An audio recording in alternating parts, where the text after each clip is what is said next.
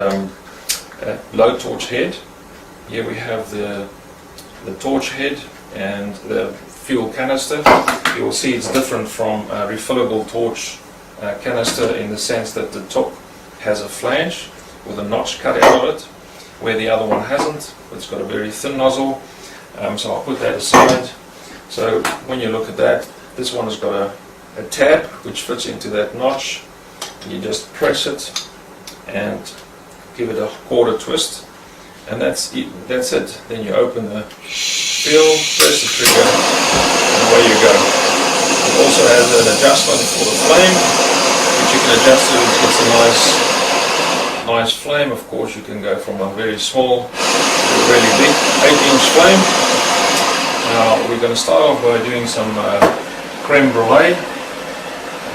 So I've got about a teaspoon and a half, 2 teaspoons of sugar that I'm going to put on there.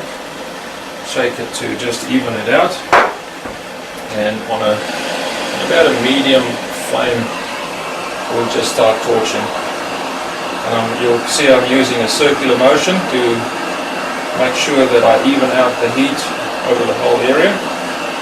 And when it starts smoking, you can just take the flame away for a second, and you keep going until all the sugar below is actually melted.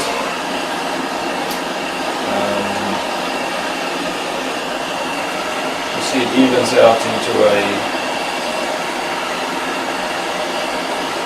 nice